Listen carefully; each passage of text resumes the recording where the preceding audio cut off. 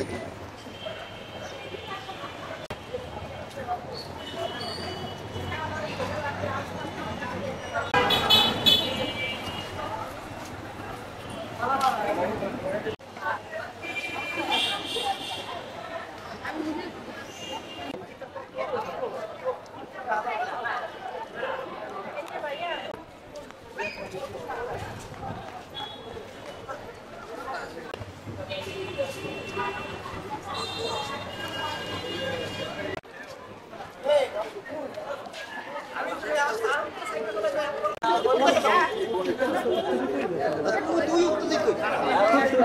আমরা এখনো দেখতে পাচ্ছি অনেক শিক্ষার্থী তারা এই বিষয়ে অবগত না, তারা আদায় পর্যন্ত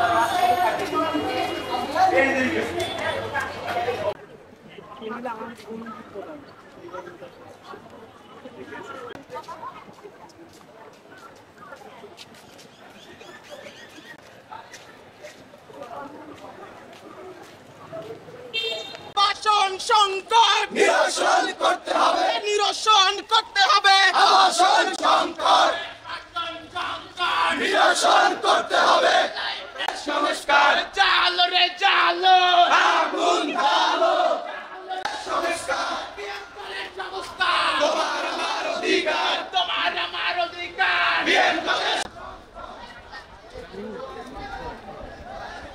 বিএম কলেজ এখনো শাটডাউন অবস্থায় আছে। পরীক্ষা, ক্লাস এবং সকল কিছু বিএম কলেজে বন্ধ আছে। বিএম কলেজের এই 5 দফা দাবি যদি আমাদের পূরণ না হয় তাহলে এই আন্দোলন আরো কঠোর থেকে কঠোরতর হবে। দাবি আদায় না হয় তাহলে আমরা এই আন্দোলনকে আরো কঠিন পর্যায়ে নিয়ে যাব। বিএম কলেজ সংস্কারের কাজ, বিএম কলেজ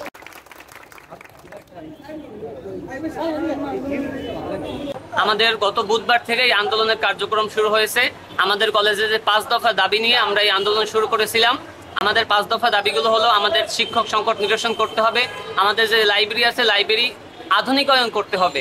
জাতীয় বিশ্ববিদ্যালয়ে নতুন নিয়ম করছে 60% শিক্ষার্থী ক্লাস উপস্থিত থাকতে হবে।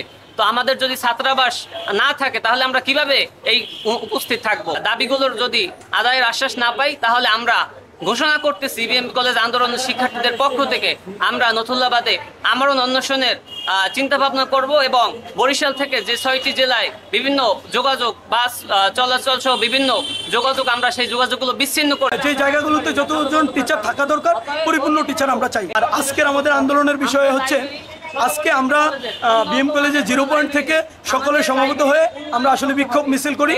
এই বিক্ষোভ মিছিল আমরা আসলে জানান দিতে চাই এটা, যদি তারা আমাদের এই দাবিতে যদি তারা আশ্বাস না দেয় আমরা বরিশাল শহরকে অচল করে দিব এবং জনদুর্ভোগ সৃষ্টি হবে। আমরা কখনোই এই ধরনের আন্দোলন চাই না, আমরা জনদুর্ভোগ সৃষ্টি করতে চাই না। আমরা চাই শান্তিপূর্ণ আন্দোলন।